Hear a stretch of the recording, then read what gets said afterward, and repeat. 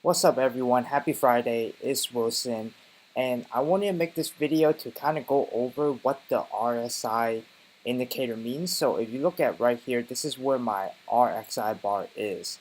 I use this for day trading only. People use it for different purposes, especially technical traders. But basically, I was getting questions asked about a video explaining the RSI and how I use it to make my momentum in day trade plays. So RSI is really simple. It ranges in a bunch of numbers, but basically 30 and 70 are the two numbers that I basically look at, and everything in between the gaps. 30 means that the stock is pretty much oversold, and at 70 it means that it's overbought. So this stock right here, BONT, this was a play that I made today.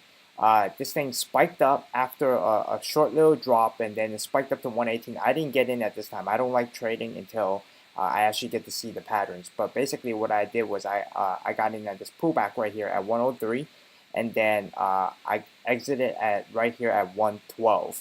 Now, why did I exit this trade? There's different ways you can look at this. Some people, what they like to do is that before they even enter a trade, you should be doing your research. But some people, what they would like to do is that they would like to go back and they'll look at, let's say, a 5-day, right? Let's see, a 5-day. So they will look at the 5-day, and then obviously this stock right here specifically, there's not too much data in the back days, but right here, as you can tell, it did top out before at around 135, right? So some people, how they like to trade is that they would use something like this gap right here at 118, and they'll identify that as like a resistance point for getting out, and they usually try to get out a little bit before that.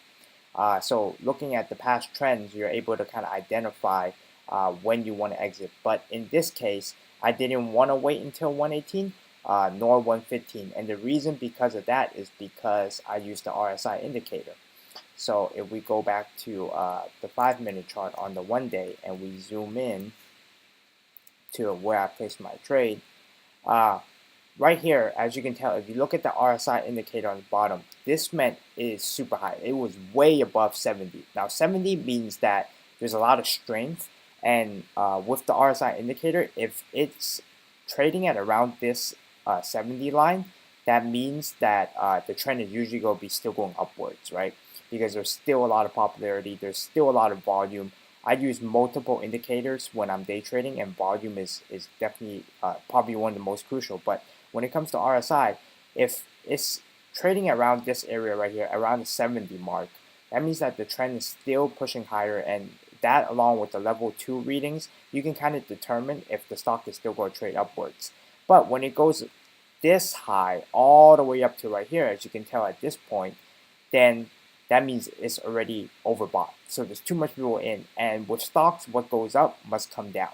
So right there, when I realized that it was way above 70, this was actually at around 83, 84.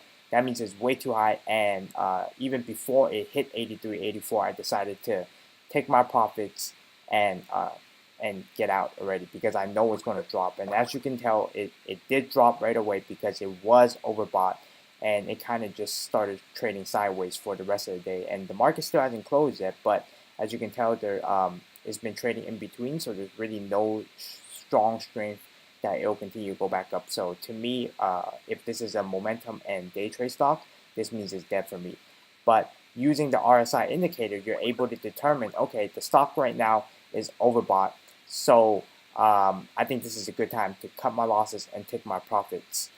So this is a good way to do it, along with the one that I mentioned earlier with the resistance, identifying what the resistance was in the days prior to today, so you know exactly how it goes. Another thing is that if it's a stock that has a lot of momentum and there's a lot of volume and is trading super below, like right here at this point right here, 35 hasn't really hit 30 yet.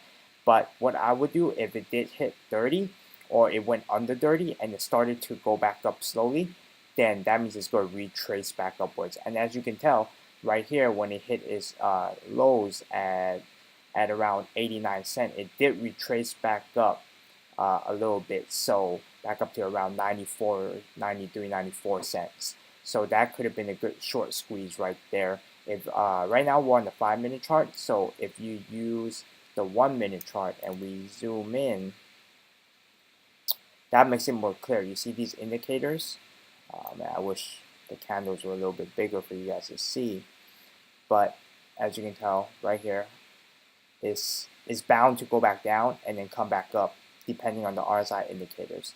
So it's not going to be trading at a big range because this stock doesn't have too much liquidity, but it does help you determine when is a good time to buy in, what's the actual dip entry point, and as well as when is the time to take the profits.